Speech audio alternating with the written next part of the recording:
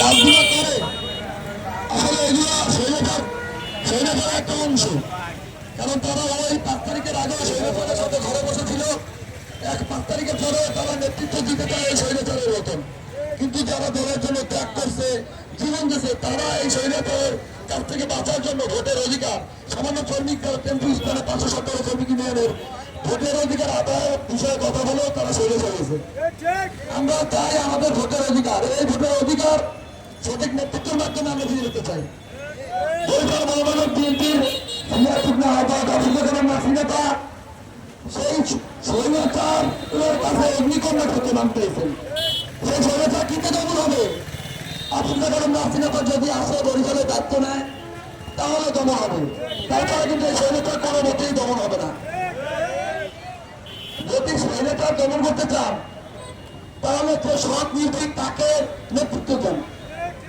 বরিশালে একমাত্র আবার দেখা হতো আপনাদের কারণ নাসিনা পাই আছে, তিনি নিজের জমি বিক্রি করে এখন রাজনীতি করেন। আর অন্যদিকে অন্যান্য সিনিয়র নেতারা আছে যারা নতুরাবাদ দখল করছে, রূপাতলি দখল করছে, লঙ্কার দখল করছে, এমনকি আমাদেরকেও তাদের সাথে শরিক করতে চাইছে। যদি তাদের কোনো অন্যায় করো, কোনো অন্যায় কাছে নিজেকে জড়াও, আমার কাছে কোনো ছাড় হবে না। আমি তার সাথে দীর্ঘ 17 বছর ছোটবেলা থেকে আমি তার সাথে আছি।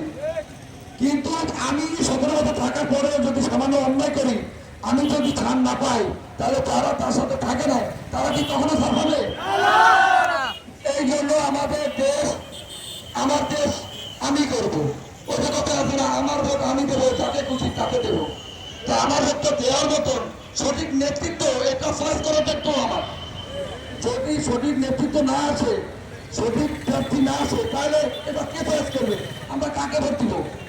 ভোট দেওয়ার অধিকার যেমন আমার, সঠিক ব্যক্তিকে ক্যান্ডিডেট হওয়ার অধিকারটাও আমাদের, যাতে পূরণ হয়। স্বৈরাচার একজন নির্বাচন করবে, আমরা তাকে ভোট দেবো, সেটা তো আমার ভোট আমি দিলাম না, এটা আমার ভোট তিনি দিলেন জোর করে, সেটা হতে দেওয়া যাবে না। আমরা সঠিক নেতৃত্ব চাই কিনা? বরিশালে আমরা সঠিক নেতৃত্ব চাই? বরিশালে আমরা স্বৈরাচার পতন চাই? এর জন্য কাকে দেওয়া কারণ তাদের